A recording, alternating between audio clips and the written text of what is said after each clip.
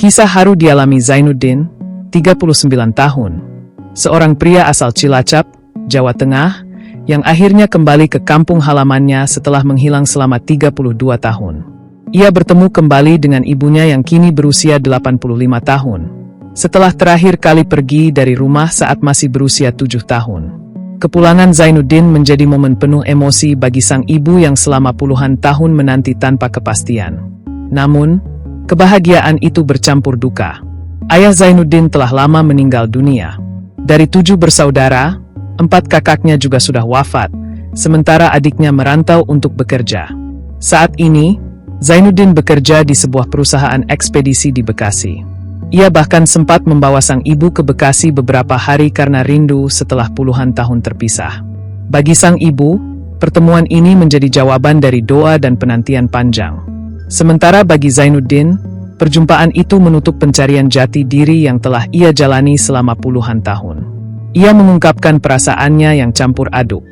Ia merasa sangat bersyukur kepada para netizen yang telah membantu pencariannya melalui media sosial, khususnya TikTok, serta kepada Tuhan.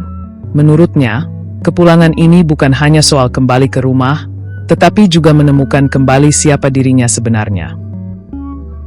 Zainuddin tak pernah menyangka, keputusannya meloncat ke atas kereta api saat maghrib di usia 7 tahun justru membawanya pada perjalanan hidup yang panjang, getir, dan penuh tanda tanya. Saat itu, bocah kelas 1 SD asal desa Bulaksari, Kecamatan Bantarsari, Kabupaten Cilacap itu kabur dari rumah karena sering dimarahi orang tuanya akibat kenakalan masa kecil. Ia mengaku sudah beberapa kali kabur, tetapi selalu ditemukan kembali. Hingga suatu sore, ia nekat pergi ke rel kereta dan langsung naik tanpa membawa apapun. Tanpa tujuan jelas, Zainuddin turun di sebuah stasiun yang tak ia kenali.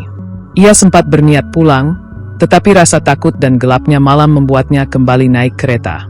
Keesokan harinya, ia tiba di stasiun Jakarta Kota. Di ibu kota, hidupnya berubah drastis. Ia terlantar hampir sepekan, tidur di mana saja, dan bergantung pada belas kasih orang-orang di jalan. Ia sempat mengamen dan meminta-minta di lampu merah demi makan. Ia bahkan mengaku pernah berada di ambang kelaparan. Suatu ketika, seseorang memberinya seekor ikan besar meski sudah tak segar, namun baginya itu sangat menolong. Tak lama kemudian, Zainuddin bertemu dengan relawan dari sebuah yayasan sosial yang menawarinya tinggal di asrama sekaligus bersekolah. Ia menetap di sana sekitar 4 tahun sejak 1993. Namun pada 1997, karena pergantian kepemilikan yayasan dan situasi yang tak kondusif, ia kembali berpindah-pindah mengikuti pengasuhnya. Akhirnya, ia menetap di Jakarta dan menyelesaikan pendidikan hingga lulus SMA. Keterbatasan kemampuan baca tulis di masa kecil membuat Zainuddin kesulitan melacak asal-usulnya. Ia bahkan tak tahu pasti dari mana dirinya berasal. Setiap kali ditanya, ia sering menjawab tidak tahu. Ia sempat mengaku berasal dari Semarang karena pernah diberitahu demikian oleh seseorang. Upaya pencarian keluarga terus ia lakukan.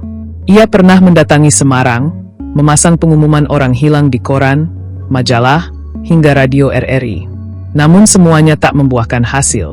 Pada 2018 hingga 2019, ia mencoba menggambar denah lingkungan rumah masa kecilnya berdasarkan ingatan. Peta itu ia cocokkan dengan Google Maps dan diunggah ke media sosial. Lagi-lagi, belum ada titik terang. Hingga pada 19 Desember 2025, dorongan kuat muncul dalam dirinya. Sepulang kerja malam, ia menuliskan secara rinci kronologi hidupnya hingga subuh dan mengunggahnya ke media sosial. Ia menganggap itu sebagai ikhtiar terakhir. Jika berhasil menemukan keluarganya, ia siap menerima apapun keadaannya. Unggahan tersebut viral. Netizen ramai membantu mencocokkan denah yang ia buat dengan berbagai wilayah. Banyak yang mengarahkannya ke kawasan Maos, Cilacap. Pada hari ketiga, bertepatan dengan Hari Ibu, seorang warganet menemukan kecocokan paling mendekati di wilayah Majenang. Dari situ, Zainuddin mulai yakin. Berkat bantuan warganet, ia akhirnya mendapatkan kontak keluarganya. Ia sempat melakukan panggilan video dengan sang ibu sebelum memutuskan pulang kampung pada 25 Desember 2025 bersama istri dan anaknya. Rumah yang ia temukan berada di Dusun Jakatawa, Desa Bulaksari, Kecamatan Bantarsari, Kabupaten Cilacap. Dahulu dikenal sebagai Dusun Klepu Kerep, hanya berganti nama, tetap berada dalam satu desa. Ia membuktikan sendiri dengan berjalan kaki dari rumah menuju rel kereta. Jaraknya memang jauh, persis seperti yang ia ingat.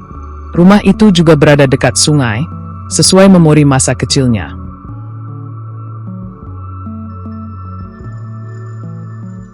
Download Tribun X sekarang, menghadirkan lokal menjadi Indonesia.